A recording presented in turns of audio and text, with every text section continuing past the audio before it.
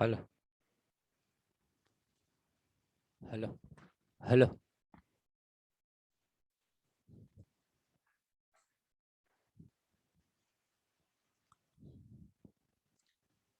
अस्सलाम वालेकुम वरहमतुल्लाहि वबरकातुह।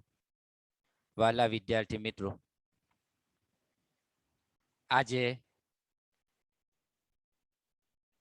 પ્રકરણ 1 માં વિરોધી સંખ્યા અને વ્યસ્ત સંખ્યાઓ વિશે જોઈશું. હવે વિરોધી સંખ્યાની વાત કરીએ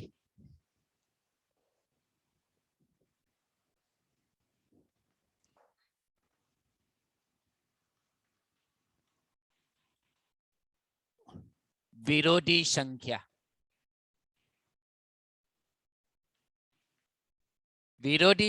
એટલે અને કોઈ પૂછે કે વિરોધી સંખ્યા એટલે શું, તો તમે કહી શકો કે જે બે સંખ્યાઓનો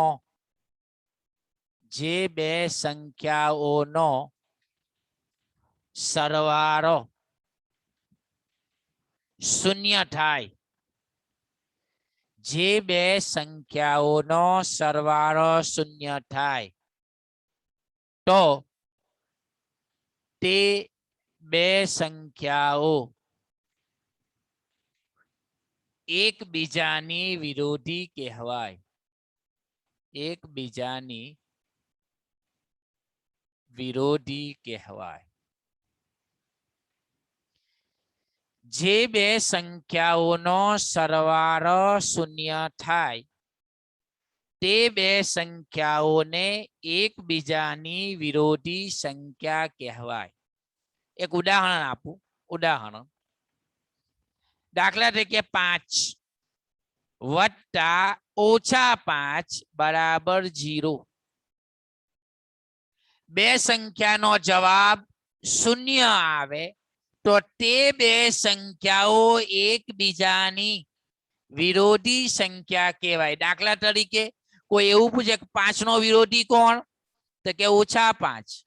ઓછા 5 નો વિરોધી કોણ, ધન 5.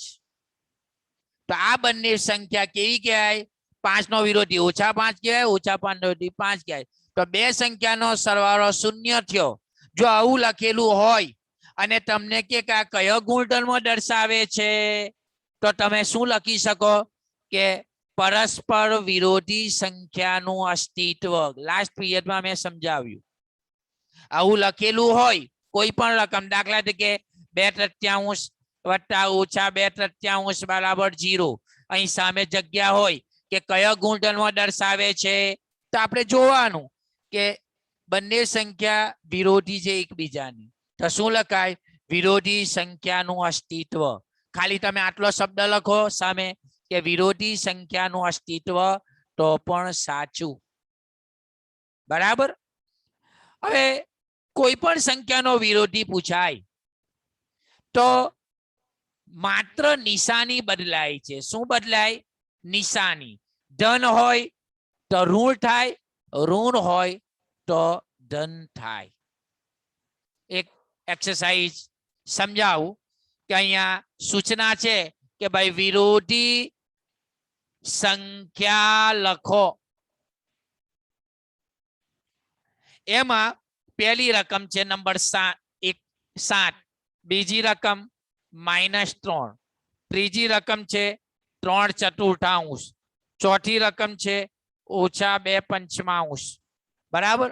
આગળ પાંચમી રકમ 1.2/3, નંબર 6 -2.3/7, નંબર 7 11/4, નંબર 8 -13/2, નવમી રકમ x. બરાબર. 10મી રકમ આપણે જોઈએ.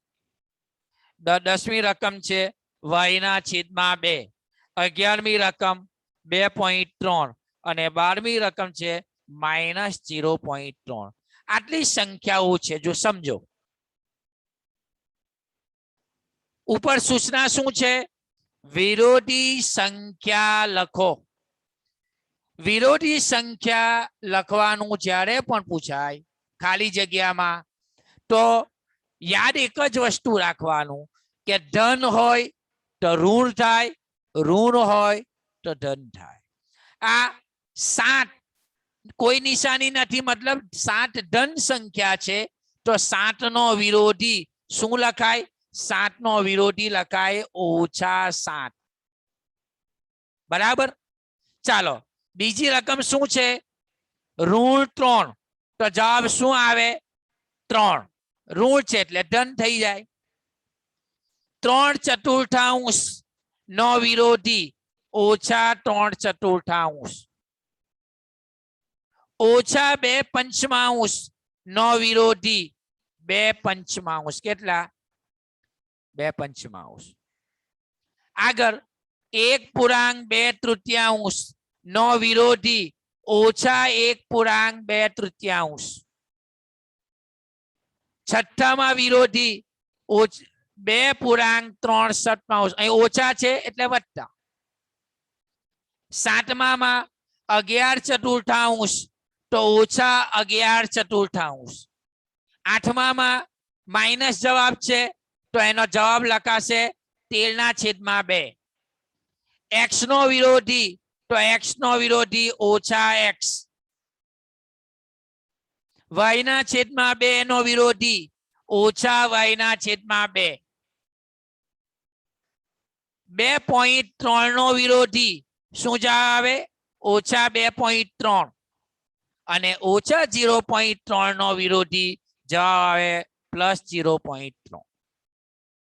તો એકદમ સિમ્પલ છે કે કોઈ પણ સંખ્યાનો વિરોધી લખવાનું પૂછાય તો તેમાં માત્ર અને માત્ર નિશાની બદલાય. પરીક્ષામાં ખાલી જગ્યા આવે કે કોઈ પણ બે પરસ્પર વિરોધી સંખ્યાનો સરવાળો ખાલી જગ્યા થાય તો જવાબ 0 લખાય. ખ્યાલ આવ્યો બેટા? આ વિરોધી સંખ્યાનો ટોપિક સમજાવ્યો. હવે હું ટોપિક તમને વ્યસ્ત સંખ્યા. ચાલો, વ્યસ્ત સંખ્યા એટલે શું? અગાઉ મેં તમને સમજાવેલું કે વ્યસ્ત સંખ્યા એટલે શું કે જે બે સંખ્યાઓનો ગુણાકાર વ્યસ્ત સંખ્યા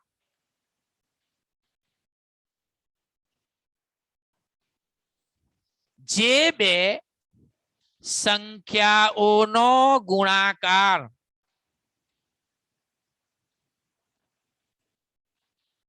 એક મળે યા એક આવે તો તે બે સંખ્યાઓ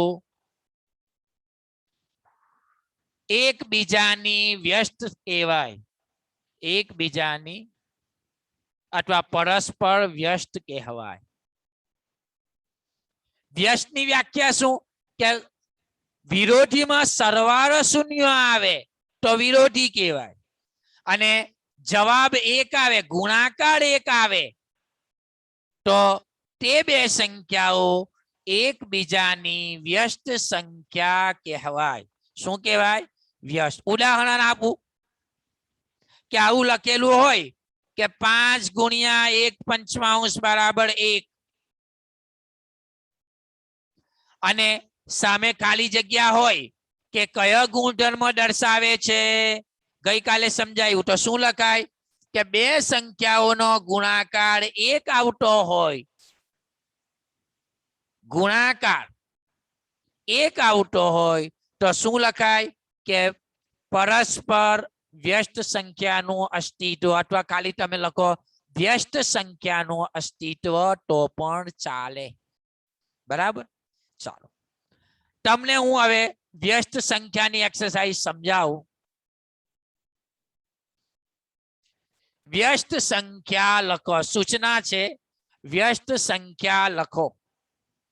એમાં એક પેલી રકમો લખીએ પછી સમજાવું. 6, નંબર 2 -4, નંબર 3 4/5, નંબર 4 -5/9. પાંચમી રકમ 2.3/4, નંબર 6 -3.2/5,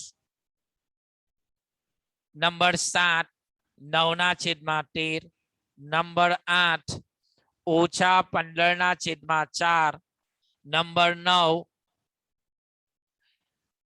એ, નંબર 10 B/3, નંબર 11 0.7 અને નંબર 12 -1.3.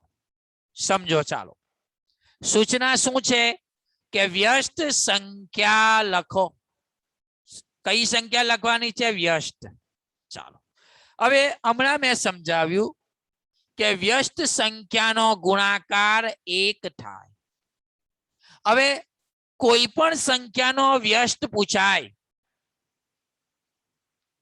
તો પહેલી રકમ જોઈ લેવાની.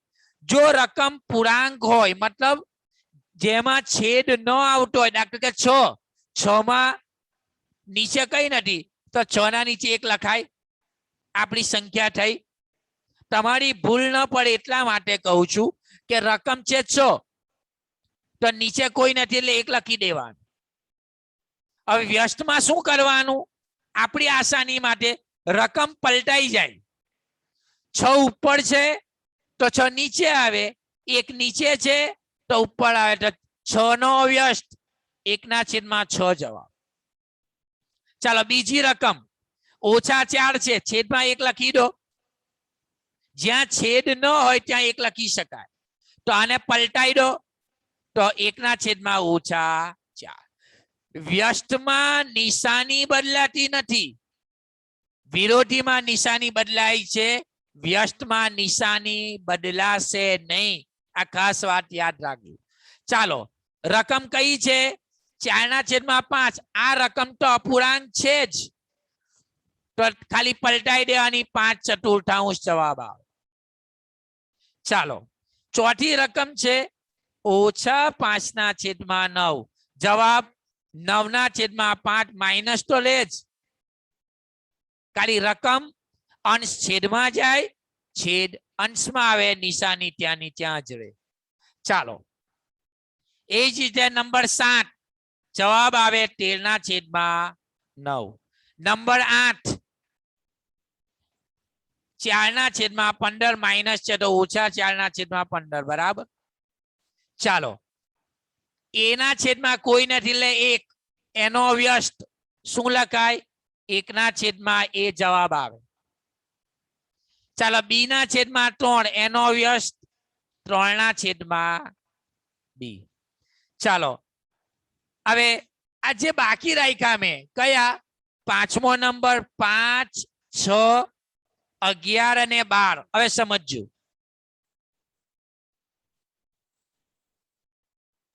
5, 6, 11 અને 12 એના વ્યસ્ત કઈ રીતે લખાય?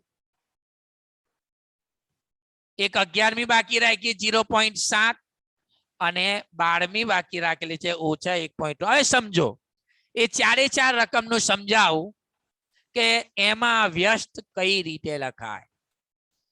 બરાબર. તો વ્યસ્ત લખવામાં જ્યારે મિશ્ર અપૂર્ણાંક હોય, પહેલી 2 રકમ મિશ્ર અપૂર્ણાંક છે અને 11 અને 12 એ દશાંશ અપૂર્ણાંક છે. તો મિશ્ર અપૂર્ણાંક હોય યા દશાંશ અપૂર્ણાંક હોય તેને અપૂર્ણાંકમાં ફેરવવાના. દાખલા કે મિશ્ર છે, મિશ્રને ફેરવીએ, 4 દુ 8, 4 દુ 8, 8+3 11/4. આ હજુ આપણી શું થઈ? આ રકમ થઈ. આ શું થઈ? આપણી રકમ બની. હજુ જવાબ નથી. રકમ અસલ કઈ છે? 2.3/4. તો રફમાં પેલું આવું કરી લેવાનું, 4 દુ 8, 8+3 11/4. હવે જવાબ આવશે. પરીક્ષામાં ડાયરેક્ટ જવાબ લખવાનો તો 11/4 નો વ્યસ્ત 4/11 આવે. ખ્યાલ આવ્યો? એટલે ડાયરેક્ટ તમારાથી જવાબ લખાશે નહીં. પહેલા મિશ્ર ને અશુદ્ધમાં ફેરવો પછી જવાબ લખો. ચાલો, અહીંયા -3.2 પહેલા રકમ બનાવો. 5×15, 15 ને 2 17, -17/5 રકમ ઓછા છે. ચાલો, વ્યસ્ત એનો વ્યસ્ત તો આનો વ્યસ્ત રકમ પલટાઈ જાય -5/17. પરીક્ષામાં ડાયરેક્ટ જવાબ લખવાનો હોય છે. ચાલો 0.7 પહેલી આ રકમ ને દશાંશ છે, દશાંશની જમણી બાજુ એક રકમ હોય તો છેદમાં 10 લખાય. આ રકમ થઈ 7/10. તો એનો વ્યસ્ત જવાબ 10/7. અને રકમ છે -1.3 દશાંશ કાઢી નાખો તો શું વંચાય? -13. છેદમાં પોઈન્ટની દશાંશ ચિહ્નની જમણી બાજુ એક જ રકમ છે એટલે છેદમાં 10. આ રકમ થઈ કઈ? -13/10. એ તમારી રકમ છે. એ રકમનો વ્યસ્ત કરીએ તો 10/13. ખ્યાલ આવ્યો? એટલે જ્યારે મિશ્ર અપૂર્ણાંક હોય કે દશાંશ અપૂર્ણાંક હોય અને એને વ્યસ્તમાં ફેરવવાનું હોય તો થોડીક સાવચેતી રાખવી. બરાબર? એટલે મેં તમને આજે વિરોધી સંખ્યા, વ્યસ્ત સંખ્યા એ વિશે તમને મેં સમજાવ્યું. બરાબર? એટલે આ ધ્યાન રાખવાનું. હવે